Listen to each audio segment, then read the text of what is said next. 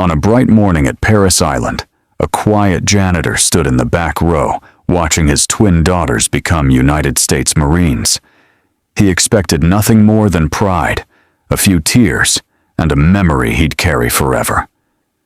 But everything changed the moment a USMC captain grabbed his arm and caught sight of a tattoo that should not have existed. A tattoo known only to Marines who survived the darkest streets of Fallujah. What happened next left the entire parade deck silent and revealed a truth no one was prepared for before we begin this unforgettable story of courage, humility, and the quiet strength of a single father. If you enjoy meaningful, heartwarming stories like this, consider subscribing to our channel. It helps us bring you more inspiring moments, more human stories, and more reminders that kindness still matters. Now, let's begin. The morning sun over Paris Island had a way of softening even the hardest edges of the Marine Corps recruit depot. It slid across the immaculate parade deck, glinting off brass buttons and polished dress blues, casting long shadows behind the rows of recruits standing perfectly aligned for graduation day. Families pressed along the ropes, a sea of proud parents, grandparents, siblings, each searching eagerly for the face they loved. And then, quietly, almost imperceptibly, Brandon Tate stepped into that sea of anticipation. He moved with the calm patience of a man who was used to being unseen. His olive green work shirt was neatly pressed, sleeves rolled just above the elbow, revealing arms tanned by years of manual labor. His long chestnut hair brushed past his shoulders, tied loosely behind his neck, giving him the quiet look of someone who never asked for attention, but somehow drew it anyway. To anyone glancing at him, Brandon looked like a laborer, maybe a mechanic, certainly not someone who belonged near the parade deck on a day reserved for ceremony and precision. But to Emma and Ella, the twins trotting excitedly beside him, he was the whole world. "Daddy, look," Emma whispered, tugging at his sleeve as she pointed toward the distant formation of new Marines. They already lined up. "Do you think we're late?" Brandon knelt so he could be eye to eye with her. "Sweetheart," he said, gently smoothing a loose curl from her forehead. "Your old man could show up a day late, and they'd still let us in. They can't graduate without letting their biggest fans watch." Ella giggled. "We're the biggest, he repeated, tapping each of their noses as he stood again. To anyone watching, they looked like a small, ordinary family, wrapped in an extraordinary moment. But Brandon carried himself with the kind of quiet reserve that made people hesitate before getting too close, as if there was something about him they sensed, but couldn't name. He didn't mind. In fact, he preferred it that way. Today wasn't about him. Today it was about them, his girls. He kept a respectful distance from the uniformed officers guiding the twins along the perimeter. The last thing he wanted was to draw unnecessary attention. A janitor didn't exactly belong in the central seating, and he knew it. He'd spent half his life living outside the spotlight. There was no reason to change now. But still, something stirred in him when he looked out across the parade deck. Pride. Deep, unshakable pride. He had raised the girls alone since they were barely 8 months old.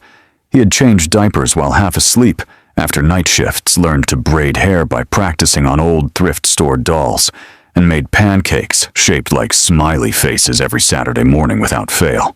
And now, after years of scraped knees, school recitals, and late-night study sessions, his daughters stood on the brink of their own Marine chapter. His heart swelled just thinking of it. The crowd thickened as families leaned over each other for a better view. Children climbed onto shoulders. Old veterans shifted onto canes or walkers, adjusting faded ball caps, marked with unit patches from wars long past. There was laughter, excitement, tears waiting for permission to fall. Brandon stayed quiet at the edge of it all. His instinct, old, ingrained, and unbreakable, was always to observe from just outside the circle, to make sure everyone was safe, to watch for danger even where none existed. But today he tried to soften that instinct.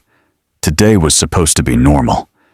Then again, normal was something the world rarely allowed him. "Daddy, can we go closer?" Ella asked, eyes sparkling. "Closer?" Brandon raised a brow playfully. "I thought you wanted to stay where we can see everything." "We want to see them," Emma said, bouncing on her toes. "We want to see the new Marines before they march," Brandon chuckled quietly. "All right. But stay close, okay?" The girls each grabbed one of his hands, and together they wove deeper into the crowd. Brandon chose a path along the side walkway, quieter, less visible as always. But even as he moved, he felt a pair of eyes prickling the back of his neck. Someone was watching him, not the curious glance of another parent, not the wandering eyes of a civilian. Something sharper, more assessing. He turned just slightly without appearing alarmed, and noticed a young female officer standing near the restricted entry gate. Her uniform was immaculate forest green service coat, gold buttons, aligned with mathematical precision ribbons, shining in the morning sun. A white barracks cover sat perfectly centered atop her dark hair. Captain Brooke Evans. She was surveying the crowd with the crisp vigilance expected of a Marine officer on duty. But when her eyes reached Brandon, they didn't pass over him the way everyone else's did. They snapped, locked, followed. He felt it. Brandon looked forward again, immediately guiding his daughters calmly toward the family seating. His pulse didn't spike, his breath didn't hitch. He had mastered the art of appearing unbothered, even when every instinct told him he had been marked. Old reflexes whispered, "Someone noticed you. Stay calm, don't draw attention." But he wasn't here to hide, not today. Emma squeezed his hand. "Daddy, you okay?" He softened instantly. "Yeah, sweetheart. Just making sure we find the perfect spot." Behind them, still at the gate, Captain Evans narrowed her eyes. She'd seen something about the man, something that didn't fit. A civilian. A janitor, judging by the shirt.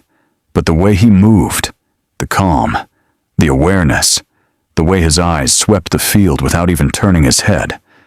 She couldn't shake the feeling. Her duty was simple. Keep the command area secure on graduation day.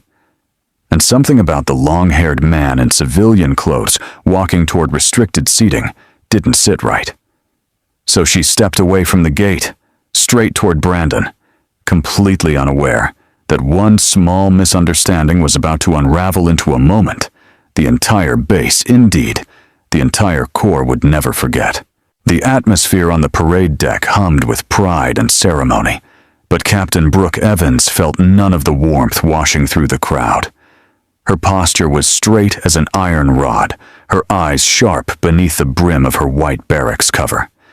She had been assigned perimeter oversight for the graduation ceremony, a duty she took with almost religious seriousness. Nothing slipped past her. Nothing should slip past her. That's why the long-haired man in the olive work shirt had unsettled her instincts. He didn't look threatening, but something in the precise way he scanned the surroundings felt off. Most civilians looked at the Marines, at the buildings, at the spectacle. This man glanced at choke points, exits, vantage points, a habit of someone trained to see danger long before it arrived.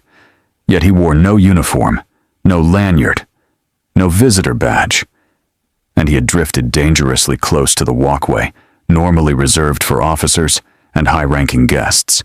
Brooke's jaw tightened. Better safe than sorry. She stepped briskly through the crowd, weaving between families and folding chairs, her boots landing in crisp, controlled steps.